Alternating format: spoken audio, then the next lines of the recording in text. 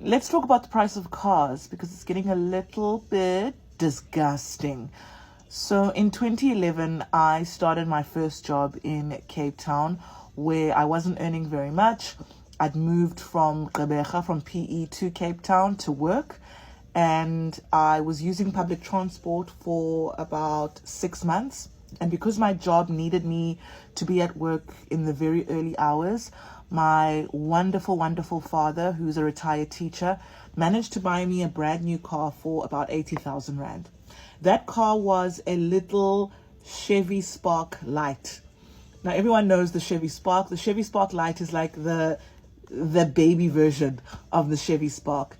And it was my first car, and I loved it. And I was able to get to work, do what I needed to do, and felt safe as a young woman in the city, and also super grateful that my dad was able to do that for me.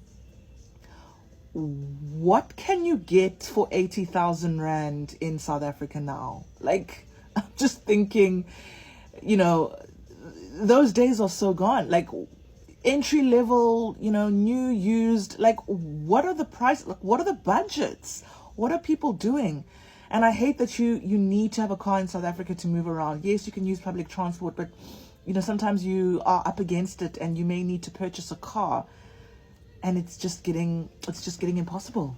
I'm putting this out as a warning, but also for you to understand what it's going to take from you. Coming from a guy who's 23, I don't think you realize just how much money your dream car is going to cost you. I got my Wildtrak a couple of months ago, and I love that thing. It's an amazing car. I love going everywhere with it, but I'm spending like 30,000 Rands every single month just on my Wildtrak. This is how much I'm paying every single month.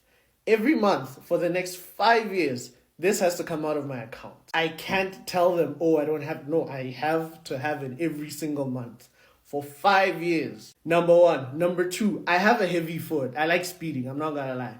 So I have like 3 full tanks per month. And that's if I'm just in Lesotho, if I'm just in Maseru. If I count going to Bloem, going to Joburg, going anywhere, that's like 4 or 5 full tanks. One full tank is 1.8 in Lesotho. So like 2,000, 2.1 in SA. I have 5 of them every single month. Just because I love driving and I drive fast. That payment plus the fuel. I haven't gone to maintenance yet, thankfully, because it's a brand new car. But I just want you to know, that's for a Wildtrak. If you want an M4 or a Mustang or a Raptor or any other dream car, just understand it's going to take a lot from you, so you need to be ready to give up that much money. I don't know who needs to hear this, but don't buy cars brand new. Don't buy it brand new. The depreciation is so high, you're going to lose so much value as soon as it leaves the showroom. You will lose so much. On top of that, what if it's financed with all that high interest rate? What are you going to do? You can't return it. Even if it's a couple of days old and you see a major problem, they won't take it back unless it's catastrophic and you go to court and tell them to take it back. You're going to waste so much money. Here's what you do. If you want to get a car that's reasonably new, but with good value, get a car that's between 25 and 30,000 kilometers. Send this to your friends and family who don't know. Send it to your enemies. They deserve it as well. I've had my car now for 8 years, going on 9, right? And in the past few weeks or so, I've been going on the different car sites just to prepare myself. Should anything happen, should it give up on me, or should anything happen, get ready financially, right? And I've just came to the harsh realization of how expensive cars are, because what do you mean? What do you mean, koloi 800,000 and above 1 million and stuff? What do you guys also mean? Le patela installment is up 13,000, 12,000 and above. This is before insurance, before my tire, before petrol, before anything. 12,000, guys. Oh, wow. So I just came to the harsh realization now. I'm gonna go back and buy another starter pack because there's no way, guys. driving an expensive car really worth it? People are talking about downgrading their lifestyle. This video trended. I have a lot to say because I had to downgrade my lifestyle. Let's talk about it. Quick backstory: when I was in university at UCT studying mechanical engineering, my mama hooked me up with this nice car. Shout out to her. I was the cute girl on campus, rolling in my 1 Series, 2 liter, whatever. It was such a nice car, leather seats, sunroof. Beautiful car.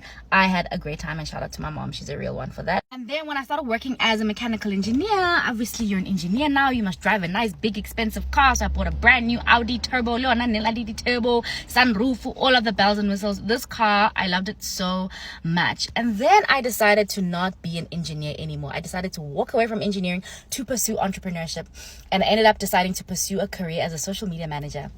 Now, you know, when you work as a freelancer, you can make a lot of money. I was making a lot of money, but the problem is that it can fluctuate. And I also was like, is it really worth it to drive an expensive car and be stuck with this big bill? Because having the money in your account doesn't mean you can actually afford it. And so for me, when I downgraded my car, I definitely downgraded. I bought myself this Renault Kaiga, very cute. I tried to get, you know, the key card, some of the features. Nyana Renault has some very nice features.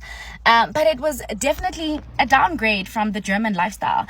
But let me tell you one thing about me. I am so proud of this car because this is a car that I afford working for myself.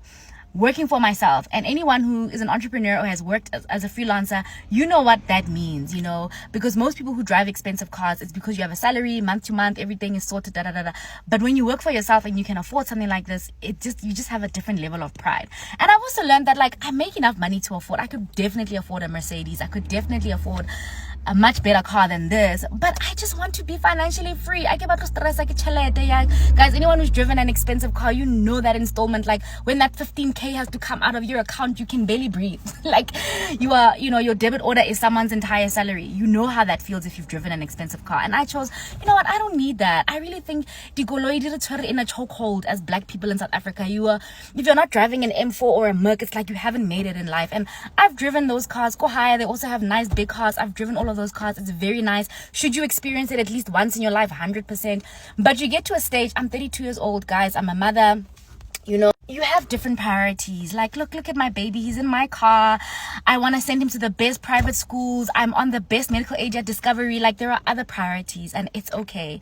So I just wanted to share because, you know, a lot of people believe that if you make a lot of money, you need to be driving an M4, and we just have different priorities. If you want to spend your money on cars, that's fine. If you want to spend money on other things, like I do, I prioritize other things, and that's also fine. So if you're on the fence about this car thing, my tip is to you this: drive those cars at least once in your life, like just at least as motor, but then move on. Don't be in a chokehold of expensive cars for the rest of your life. You will cry. So yeah, anyway, that's just my 2 cents. If you have a different opinion, that's also fine.